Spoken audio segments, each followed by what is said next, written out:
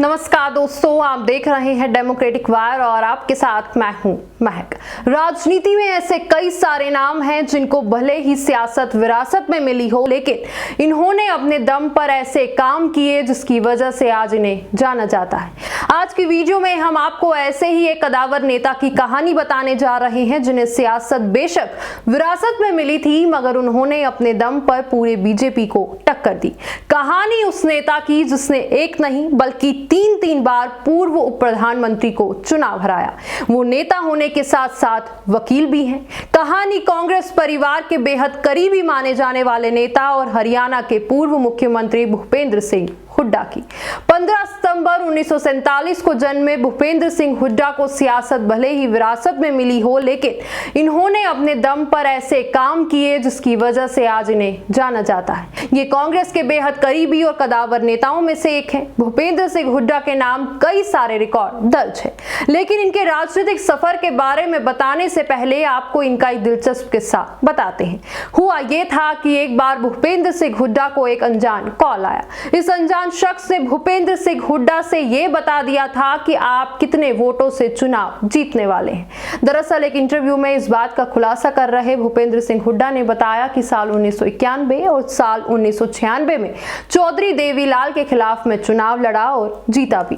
साल 1998 में भी वो मेरे खिलाफ चुनावी मैदान में थे। इस चुनाव में भी मेरी जीत हुई, लेकिन वोटिंग और काउंटिंग के बीच का फासला काफी लंबा था। इसी दौरान एक दिन मेरे पास एक कॉल आया और कहने लगा कि आप भूपेंद्र सिंह हुड्डा बोल रहे हैं। मैंने कहा हाँ, और आप कौन बोल रहे हैं? आगे से उस शख्स ने कहा कि मैं करनाल से बोल रहा हूं। फिर उस शख्स ने मुझसे कहा कि आप अपने मन में एक नंबर सोचें। भूपेंद्र सिंह हुड्डा नंबर सोच लेते हैं और कहते हैं मैंने सोच लिया और नंबर है 383। जिसके बाद उस शख्स ने कहा कि आप इतने ही वोटों से जीतने वाले हैं। और फिर जब रिजल्ट आया तो मैं सच में इतने ही वोटों से चुनाव जीता। यानी कि भूपेंद्र सिंह हुड्डा को इस बात का पता चुनाव नतीजे आने से पहले ही चल गया था कि वो 383 वोटों से चुनाव जीतने वाले हैं। देश के पूर्व प्रधानमंत्री राजीव गांधी के कहने पर राजनीति में एंट्री करने वाले भूपेंद्र सिंह हुड्डा के साथ एक बार ऐसा हादसा हुआ कि सबको यही लगा कि शायद अब ये नहीं बच पाएंगे। दरअसल साल 2003 में भूपेंद्र सिंह हुड्डा 9 लोगों के साथ बाढ़ के पानी में बह गए थे, लेकिन गोताखोरों ने भूपेंद्र सिंह हुड्डा समेत कई लोगों को बचा लिया था। लेकिन इस हादसे में भूपेंद्र सिंह हुड्डा के एक कजन भाई की मौत हो गई थी। वहीं फिर जब बाढ़ के पानी से बह गए भूपेंद्र सिंह हुड्डा जिंदा बचे तो लोगों ने उन्हें गंगा पुत्र का नाम दे दिया। इसके अलावा भूपेंद्र सिंह हुड्डा को कोई प्रधान जी कहता है तो कोई भूमि पुत्र।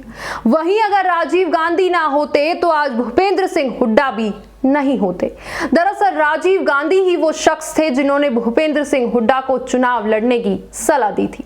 दरअसल साल 1991 के लोकसभा चुनाव से पहले राजीव गांधी ने भूपेंद्र सिंह हुड्डा को बुलाया और कहा कि वो रोहतक लोकसभा सीट से चुनाव लड़ने की तैयारी करें। काफी सोचने के बाद आखिरकार भूपेंद्र सिंह हुड्डा लोकसभा चुनाव लड़ने के लिए तैयार हुए और फिर उन्होंने अपने पहले ही लोकसभा चुनाव में जीत दर्ज की और देश के पूर्व उप प्रधानमंत्री रहे ताऊ देवीलाल को चुनाव हरा दिया। अपने पहले ही चुनाव में भूपेंद्र सिंह हुड्डा ने देश के पूर्व उप प्रधानमंत्री रहे ताऊ देवीलाल को 30,573 वोटों से हरा दिया था। इसके अलावा भूपेंद्र सिंह हुड्डा ने और 2 बार भी ताऊ देवीलाल को चुनाव हराया था। यानी कि कुल 3 बार भूपेंद्र सिंह हुड्डा ने देश के पूर्व उप प्रधानमंत्री रहे ताऊ देवीलाल को चुनाव हराया था। भूपेंद्र सिंह हुड्डा हरियाणा के साल 2005 से साल 2014 तक मुख्यमंत्री रहे। वही हुड्डा ने यूथ कांग्रेस से राजनीति में एंट्री की थी। हुड्डा 1980 से 1987 तक प्रदेश यूथ कांग्रेस के सीनियर वाइस प्रेसिडेंट रहे हैं। वहीं फिर 4 बार लगातार रोहतक लोकसभा सीट से सांसद भी रहे हैं। साल 1991, साल 1996, साल 1998 और साल 2004 में वो लगातार 4 बार रोहतक लोकसभा सीट से जीतकर सांसद बने। साथ ही हुड्डा साल 1997 से साल 2001 तक हरियाणा प्रदेश कांग्रेस कमेटी के अध्यक्ष रहे। वहीं हरियाणा में ओलंपिक का क्रेज बढ़ाने का श्रेय भी भूपेंद्र सिंह हुड्डा को ही जाता है। भूपेंद्र सिंह हुड्डा को राजनीति के अलावा खेलों में भी काफी रुचि है। इससे ओलंपिक्स में ज्यादा से ज्यादा मेडल आए, इसके लिए हुड्डा ने कैश अवार्ड का ऐलान किया था और ये करने वाले ये ऐसे पहले मुख्यमंत्री बने। वहीं साल 2019 के विधानसभा चुनाव में अकेले भूपेंद्र सिंह हुड्डा भाजपा पर भारी पड़ गए।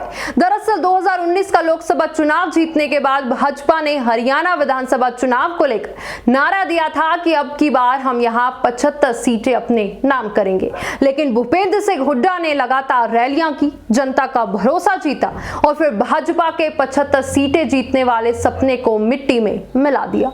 फिर 75 सीटें जीतने वाली भाजपा कुल 40 सीटों पर ही सिमट कर रह गई।